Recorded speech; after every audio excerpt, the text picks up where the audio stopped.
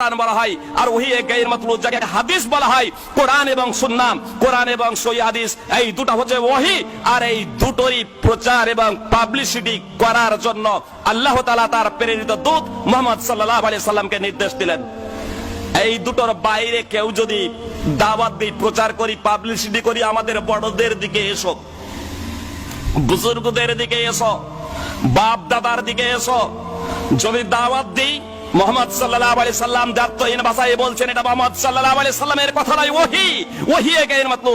মুহাম্মদ সাল্লাল্লাহু আলাইহি সাল্লাম দায়িত্বহীন ভাষায় ঘোষণা করছেন, ওয়া মান দা বিদাওয়াতিল জাহিলিয়া ফাহুয়া মিন জুসাই জাহান্নাম ওয়া ইন সামা ওয়া সাল্লা ওয়া জামা আন্নাহু মুসলিম।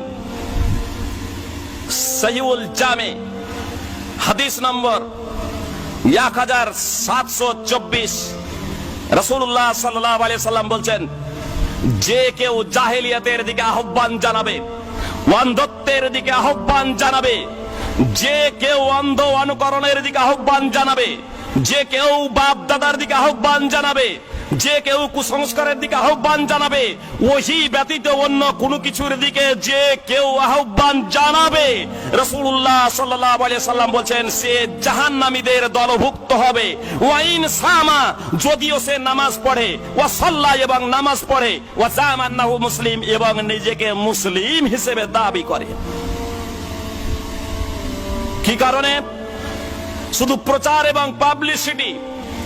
আল্লাহ যা অবতীর্ণ করেছেন, ওহীর কথা প্রচার না করে অন্য কোনো কিছু যদি প্রচার পাবলিসিটি করা হয়, আল্লাহর নাম দিয়ে বা মুহাম্মদ সাল্লাল্লাহু আলাইহি সাল্লামের নাম দিয়ে, আল্লাহ রাসূল সাল্লাল্লাহু আলাইহি সাল্লাম জানিয়ে দিলেন, যদিও সে নামাজ পড়ে, রোজা রাখে এবং নিজেকে মুসলিম বলে দাবি করে, সে জাহান্নামীদের দলভুক্ত হবে। এজন্য আল্লাহ তাআলা তার প্রেরিত দূত মুহাম্মদ সাল্লাল্লাহু আলাইহি সাল্লামকে বলছেন, ফাসতামসিক বিল্লাযী উহিয়া ইলাইক। মুহাম্মদ সাল্লাল্লাহু আলাইহি সাল্লাম, তোমার প্রতি যা ওহী করা হয়েছে তাকে তুমি শক্তভাবে আঁকড়ে ধরো।